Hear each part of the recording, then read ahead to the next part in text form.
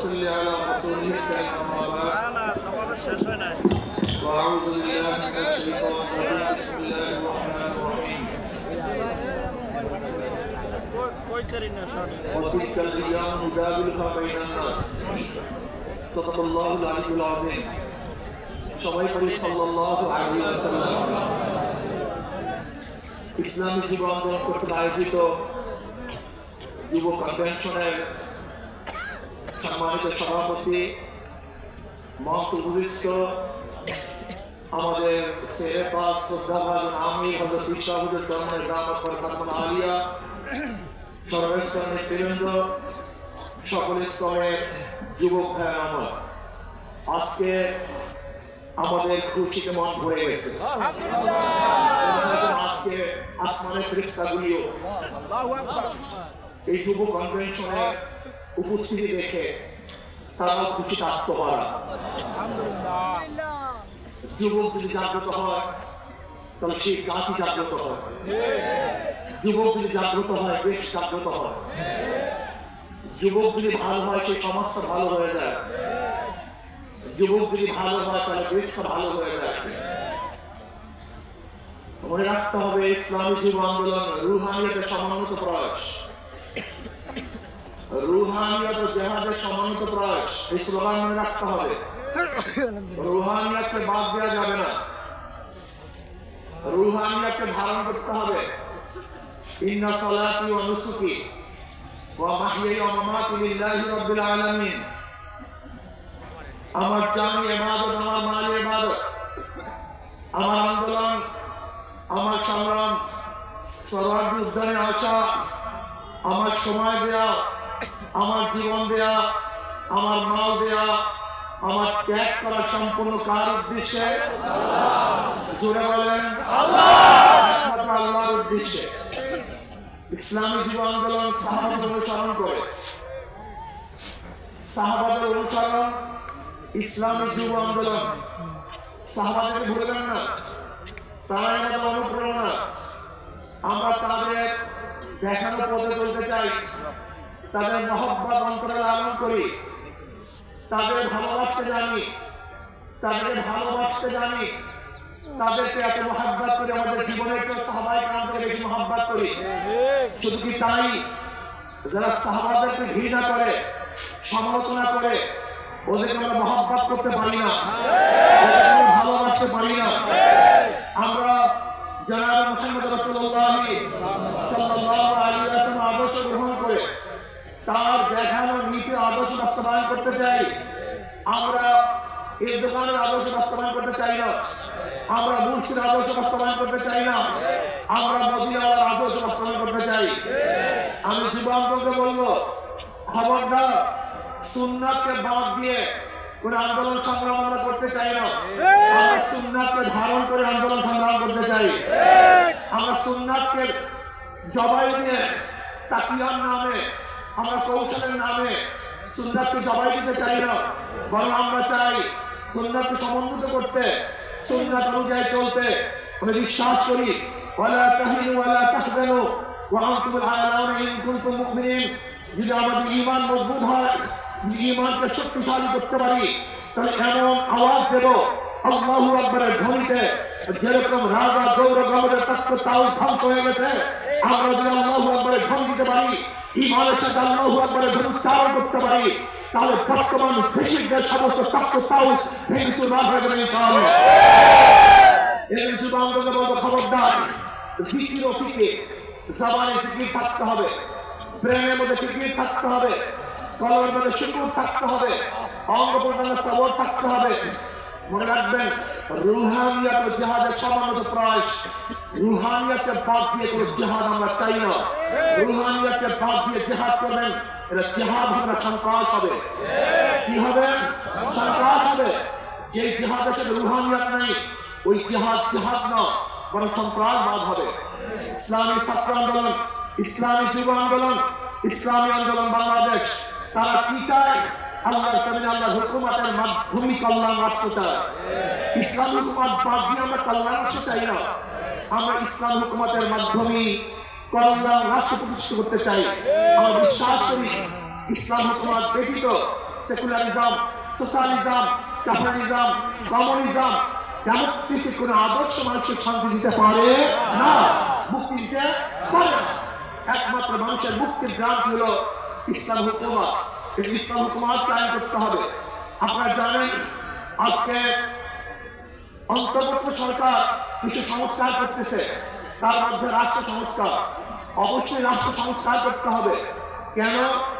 আপনারা জানেন ফ্যাসিস্ট সরকার রাষ্ট্রের এমন কোন বিভাগ নেই যে বিভাগকে ধ্বংস করে নেই, সমস্ত বিভাগকে ধ্বংস করে ফেলেছে। কাজী ধ্বংসী স্তূপের উপরে সুন্দর একটা নির্বাচন হওয়া সম্ভব নয়। আগে সংস্কার হবে, তারপর নির্বাচন হবে। রাষ্ট্র সংস্কারের মধ্যে আমি বিচার বিভাগের স্বাধীনতা চাই, বিচার বিভাগের পূর্ণ স্বাধীনতা চাই। আজকে আমরা কি দেখেছি, সরকার পরিবর্তন হওয়ার সাথে সাথে সমস্ত আসামিতে খালাস হয়ে গেছে। আবার সরকার পরিবর্তনের সাথে সাথে অনেক আসামি জেলে ঢুকে ঢুকে বলছেন। তার মানে বিচার বিভাগ কি সরকারি ইঙ্গিতে চলে? একটা ভালো রাষ্ট্রের, উন্নত রাষ্ট্রের সবচেয়ে বড় মানদণ্ড হলো বিচার বিভাগের স্বাধীনতা। যেই রাষ্ট্রের মধ্যে বিচার বিভাগের স্বাধীনতা নেই, ওই রাষ্ট্র ভালো কল্যাণমুখী একটা রাষ্ট্র হতে পারে না। এই জন্য বিচার বিভাগের স্বাধীনতা চাই। এমন স্বাধীনতা চাই, বিচারক আইন অনুযায়ী বিচার করবে, কাউ ইঙ্গিতে বিচার করবে না, কারোর দিকে দৃষ্টি বিচার করবে না, বরং আইনে যা আছে সেই অনুযায়ী রায় প্রদান করবে। এমন স্বাধীনতা বিচার বিভাগকে থাকতেই হবে। এমনকি ওই চেন্নাইকে, চেন্নাইকে সেও যদি বিচারের আওতা নেই, সেও যদি আইনের আওতা খালাস পায়, আমার কোনো আপত্তি নেই।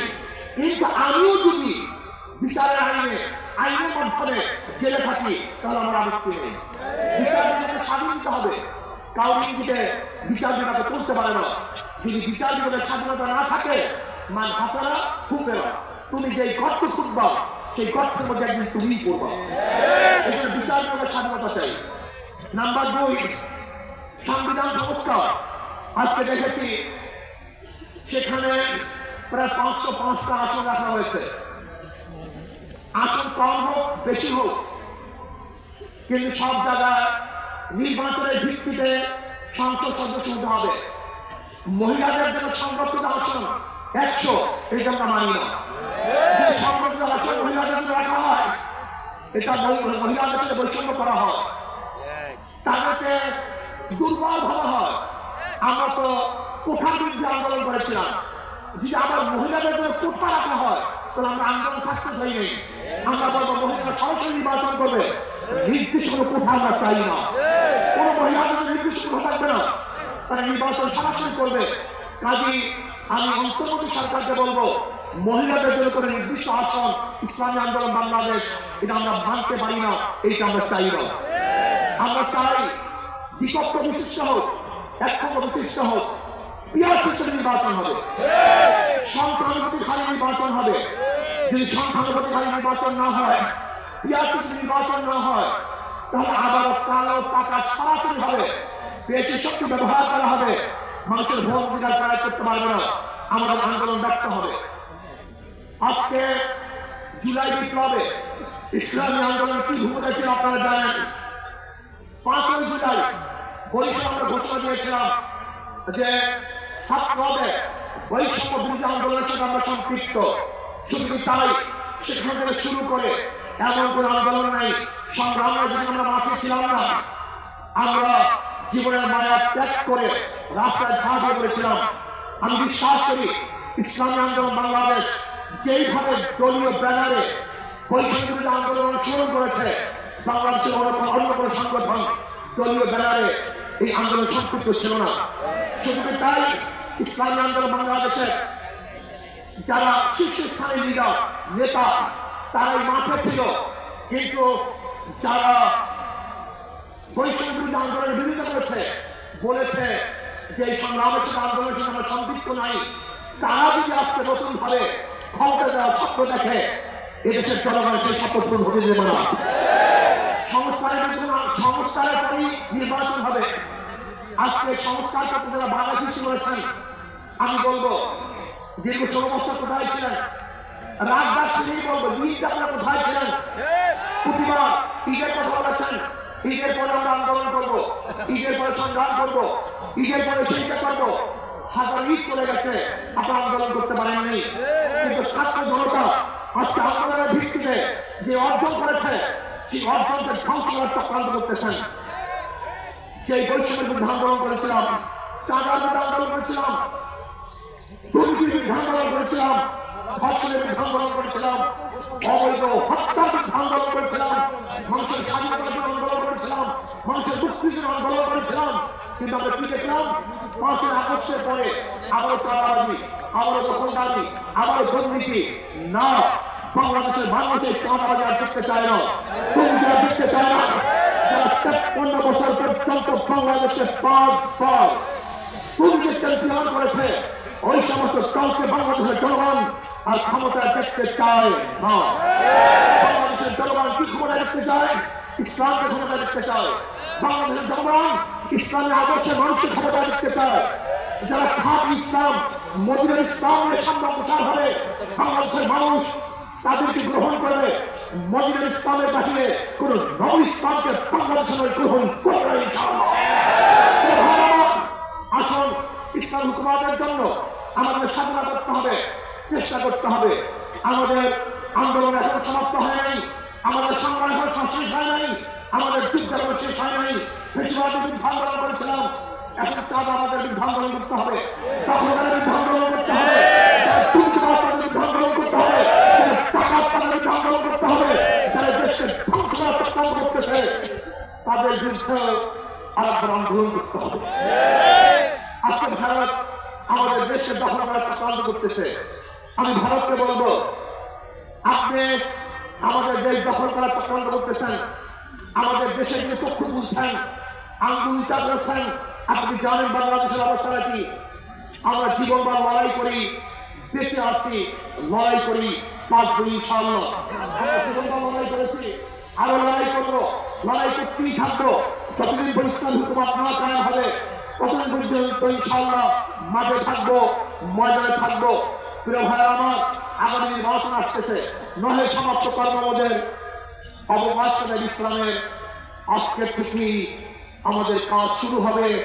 মাঠে ময়দানে প্রত্যেকটা দাঁড়ে দাঁড়ে ঘরে ঘরে গিয়ে মানুষ ইসলামের কথা বোঝাতে হবে, ভোট আদায় করতে হবে, ইসলামের পক্ষে আমরা ভোট নিয়ে আসবো।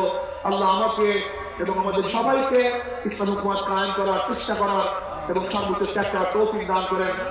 যুব কনভেনশন শুকরিয়া আদায় করছি, যারা আয়োজন করছেন সবাইকে ধন্যবাদ জ্ঞাপন করছি। আসসালামু আলাইকুম ওয়া রাহমাতুল্লাহি ওয়া বারাকাতুহু।